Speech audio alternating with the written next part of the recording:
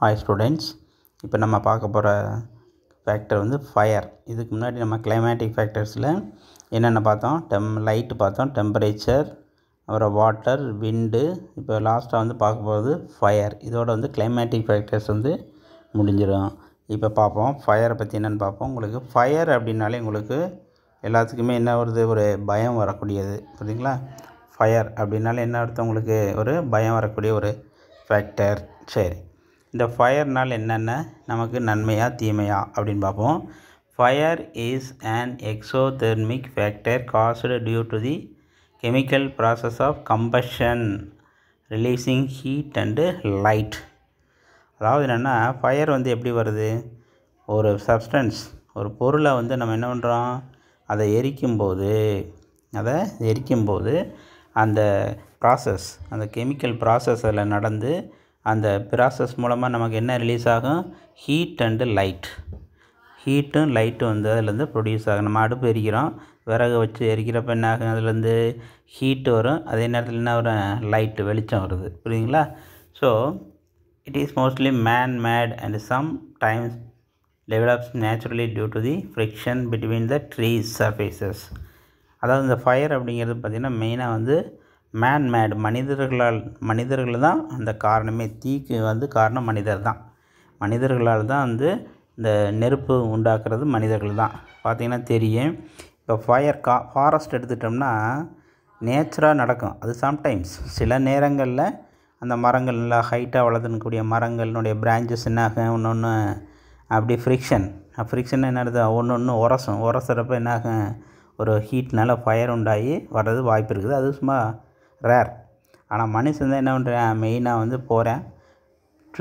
Tour போகிறப்ப அந்த ஃபாரஸ்ட்டுக்குள்ளே என்ன பண்ணுவாங்க? ஸ்மோக் பண்ணுற சில பேர் என்ன செய்வாங்க? ஸ்மோக் பண்ணிவிட்டு அந்த நெருப்பை வந்து அப்படியே போட்டுருவாங்க. அப்போ என்ன ஆகாது? அப்படியே ஃபயர் ஆகி ஃபாரஸ்ட்டை என்ன பண்ண டெஸ்ட்ராய் பண்ணுது. ஸோ மனிதன் தான் அது முக்கியமான காரணமாக சொல்கிறாங்க.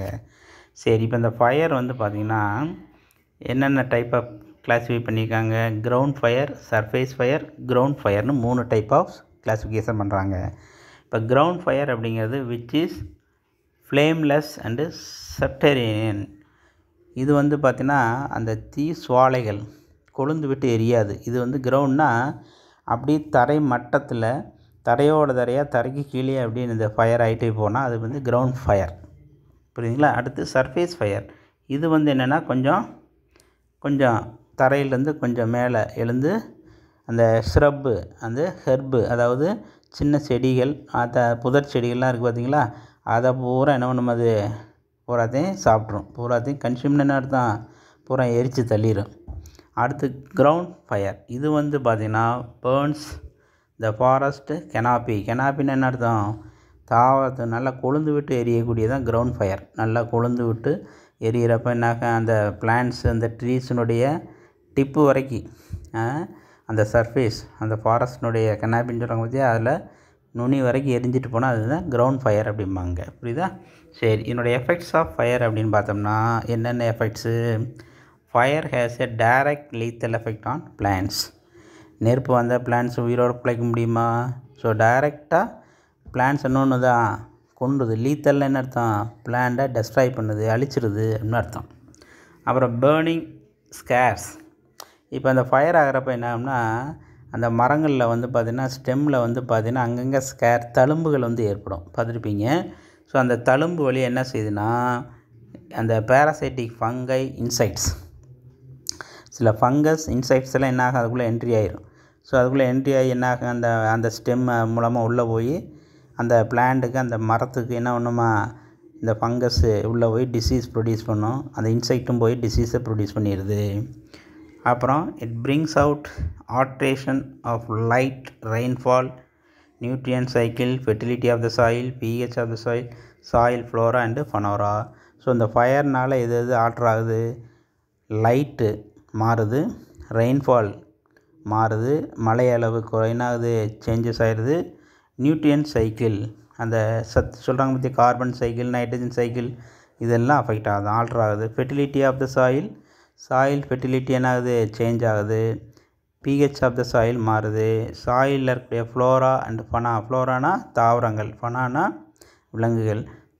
சாயிலில் இருக்கக்கூடிய பிளான்ட்ஸ் அண்ட் அனிமல்ஸ், அதில் மைக்ரோ ஆர்கானிசமும் இன்க்ளூட் ஆகும். புரியுதுங்களா? ஒரு ஃபயர் ஆச்சுன்னு வச்சுங்க, சாயில் என்ன ஆகும், அந்த சாயிலில் இருக்கக்கூடிய மைக்ரோ ஆர்கானிசம் இப்போ எர்த்துவாம சாயிலில் இருக்கக்கூடிய அந்த பாக்டீரியா எல்லாமே நேரம் டெத் ஆகிடும். அப்போ சாயில் ஃபெர்டிலிட்டி லாஸ் ஆகுது. ஸோ இந்த மாதிரிலாம் ப்ராப்ளம் வரும், ஃபயர்னால ப்ராப்ளங்கள். அப்புறம் வந்து பார்த்திங்கன்னா soil fungi which grow in soil of burn areas called pyrophilous. சில ஃபங்கஸ் என்ன செய்யுதுன்னா, இப்போ ஆல்ரெடி வந்து ஒரு இடத்துல வந்து ஃபயர் ஆயிடுச்சு, அந்த லேண்ட் சர்ஃபேஸ் வந்து ஃபயர் ஆன இடத்துல அந்த சாம்பல் இருக்குது பார்த்தீங்களா, ஸோ அந்த இடத்துல வந்து அந்த எரிஞ்சு போன இடத்துல வந்து சில ஃபங்கஸ் என்னமா க்ரோத் இருக்குமா. ஸோ அந்த க்ரோத்தான் அந்த ஃபங்கஸ்க்கு என்ன பேர், பைரோஃபைலஸ். எக்ஸாம்பிள் வந்து பைரோனிமா அப்படிங்கிற ஒரு ஃபங்கஸ் வந்து எக்ஸாம்பிள் கொடுத்துருக்காங்க. புரியுதுங்களா? இது வந்து ஃபயரில் பார்ப்போம். அடுத்து வந்து ஃபயரில் வந்து சில டேர்ம்ஸ்லாம் கொடுத்துருக்காங்க. அதாவது indicators of fire. Indicators of ஃபயர்னால் ஒரு இடத்துல வந்து ஃபயர் ஆனதுக்குரிய ஒரு இண்டிகேஷனை கொடுக்கக்கூடியதான் இண்டிகேட்டர்ஸ். இப்போ அதில் வந்து பார்த்திங்கன்னா டெரிஸ், இது வந்து ஒரு ஃபேர்ன், இது வந்து ஒரு டெரிடோஃபைட் பிளான்ட்டு. அப்புறம் வந்து பார்த்திங்கன்னா உங்களுக்கு இன்னொன்று என்ன சொல்லியிருக்காங்க, ஒரு ஃபங்கஸ் பைரோனிமா. இப்போ இதுக்கு முன்னாடி தான் சொன்னோம் பார்த்தீங்களா, இது ரெண்டுமே வந்து பார்த்தீங்கன்னா இண்டிகேட்டர்ஸ் ஆஃப் ஃபயர். எக்ஸாம்பிள் கேட்டால் சொல்லுங்கள், இண்டிகேட்டர்ஸ் ஆஃப் ஃபயர். ஃபயர் என்ன அப்படின்னா, indicates the burnt up and fire disturbed areas. So they are called indicators of fire. ஏன்னு கேட்டிங்கன்னா அங்கே வளருது. ஸோ வளருதுன்னு ஆச்சுன்னா இந்த ஃபங்கை எங்கே வளருது அப்படின்னா என்ன அர்த்தம், அப்போ இதுக்கு முன்னாடி இந்த ஏரியாவில் ஃபயர் ஆகிருக்குது. ஸோ அந்த ஃபயரான ஏரியாவில் தான் இந்த ஃபங்கஸ் வந்து க்ரோத் இருக்குதுன்னு நம்ம சொல்லலாம். அப்புறம் வந்து ஃபயர் பிரேக். ஃபயர் பிரேக்னு என்ன அர்த்தம், ஒரு நம்ம லேண்ட் சர்ஃபேஸில் ஒரு இடத்துல தீ பிடிச்சிருச்சு, அப்படியே அந்த தீ அப்படியே எரிஞ்சிக்கிட்டே போய் ஒரு இடத்துல ஸ்டாப் ஆகும், பிரேக் ஆகும். அப்போ பிரேக் ஆனால் என்ன ஆகும், அதுக்கு அடுத்து அந்த பக்கம் அடுத்த ஏரியாவில் இருக்கக்கூடிய லேண்ட் சர்ஃபேஸ் அந்த பக்கம் இருக்கக்கூடிய பிளான்ஸ் என்ன ஆகும், பாதுகாக்கும். ஸோ அந்த மாதிரி ஒரு பிரேக் ஆனால் அதுக்கு பேர் ஃபயர் பிரேக் அப்படிம்பாங்க. புரியுதா? It's a gap made the vegetations that acts as barrier to slow down and stop the progress fire. So வந்து இந்த லேண்ட் சர்ஃபேஸில் ஒரு பிரேக், புரியுங்களா, அந்த பேரியர் ஒரு தடுப்பு இருக்குது. ஸோ அது என்ன ஒன்று தான் அந்த ஃபயரை வந்து கண்டினியூவாக விடாமல் பிரேக் பண்ணி அடுத்த அங்கிட்டு இருக்கக்கூடிய அந்த வெஜிடேஷன்ஸை பாதுகாக்குது. இப்போ அதில் வந்து பார்த்திங்கன்னா நேச்சுரலாக வந்து நமக்கு ஃபயர் பிரேக் அப்படிங்கிறது என்னென்ன, ரிவர், லேக்கு, அப்புறம் கேன்யான், இதெல்லாம் வந்து எங்கே இருக்குது, நம்ம வெஜிடேஷனில் இருக்கக்கூடிய ஒரு நேச்சுரல் ஃபயர் பிரேக் அப்படின்னு சொல்லுவாங்க. இப்போ வந்து பார்த்துக்கிட்டே இருங்க, ஃபயர் எரிஞ்சிக்கிட்டே போகுது, இடையில வந்து ஒரு ரிவர் போகுது. அப்போ ரிவர் இடையில போகிறப்ப தண்ணி போயிட்டு இருக்கிறப்ப ஃபயர் வந்து அப்படியே அந்த தண்ணியை கிராஸ் பண்ணி போக முடியுமா, போக முடியாது. ஏன்னா தண்ணி வரை அந்த தண்ணி இல்லை, அந்த ரிவர் வரைக்கும் தான் அந்த ஃபயர் போகும். அப்போ என்ன ஆகும், தண்ணி பட்டோடனே அது என்ன ஆகும், அங்கிட்டு போக முடியாது. அப்போ அந்த ரிவருக்கு அடுத்த சைடில் இருக்கக்கூடிய வெஜிடேஷன்ஸ் அங்கிட்ட இருக்கக்கூடிய பிளான்ட்ஸு ஃபயர்னால் பாதிக்காமல் அஃபெக்ட் ஆகாமல் அது தப்பிச்சுக்குது. ஸோ இதெல்லாம் வந்து என்னது, ஒரு நேச்சுரல் ஃபயர் பிரேக். அதேமாதிரி ஒரு பள்ளத்தாக்கு வரப்போ என்ன ஆகும், ஃபயர் அப்படியே எரிஞ்சிட்டே வரும், அந்த பள்ளத்தாக்கு வரப்போ என்ன ஆகும், நின்றும். அந்த பள்ளத்தாக்குக்கு அடுத்து இருக்கக்கூடிய வெஜிடேஷன் பாதுகாக்கப்படும். ஸோ இதெல்லாம் வந்து என்னது, நேச்சுரல் ஃபயர் பிரேக் அப்படிம்பாங்க. அடுத்து ரெட்டிடோம் அப்படின்னா என்னென்னா, a structural defence by plants against fire. அதாவது நெருப்புக்கு எதிர்ப்பு, அதாவது நெருப்பையே தாங்கி வளரக்கூடிய ஒரு தன்மை தான் என்ன சொல்கிறாங்க, ரெட்டிடோம்பாங்க. அது என்ன சார் அப்படி, அதாவது சில பிளான்ட்ஸ் இந்த ஸ்டெம்மு வந்து பார்த்திங்கன்னா நல்லா ஹார்டாக இருக்கும்.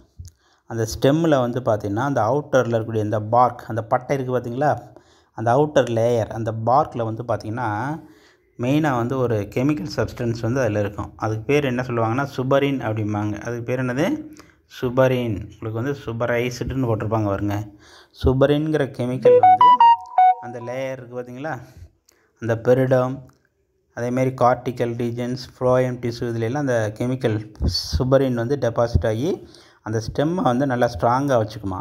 இப்போ என்ன ஆகும்னா, உங்களுக்கு ஃபயர் ஆனாலும் அங்கே அந்த ஸ்டெம்மில் வந்து என்ன ஆகாது, ஸ்கேர் வந்து ஃபார்ம் ஆகாது. அப்படி ஃபார்ம் ஆகலைன்னா என்ன பண்ண முடியாது, அந்த ஸ்டெம்முக்குள்ளே என்ன உள்ளே நுழைய முடியாது, ஒரு இன்செக்ட்ஸோ அல்லது ஃபங்கஸோ உள்ளே நுழைய முடியாது. அதே நேரத்தில் வாட்டர் லாஸ் ஆகிறது என்ன ஆகும், கொஞ்சம் ப்ரிவென்ஷன் ஆகுது. இப்போது இது வந்து உங்களுக்கு ரெட்டிடோம். இது 2 மார்க் 3 மார்க்கில் கேட்கலாம், பார்த்துங்க. ஸோ இண்டிகேட்டர்ஸ் ஆஃப் ஃபயர்னு 1 மார்க்கில் கேட்கலாம். இதெல்லாம் நல்லா தரவாக படிச்சுங்க. ஸோ இதோட வந்து உங்களுக்கு என்ன ஃபேக்ட் முடியுது, கிளைமேட்டிக் ஃபேக்டர்ஸ் ஓவர். அடுத்து நெக்ஸ்ட் கிளாஸில் உங்களுக்கு என்ன பார்க்கலாம், எடாஃபிக் ஃபேக்டர்ஸுங்கிறது அடுத்த கிளாஸில் பார்ப்போம். Thank you very much students.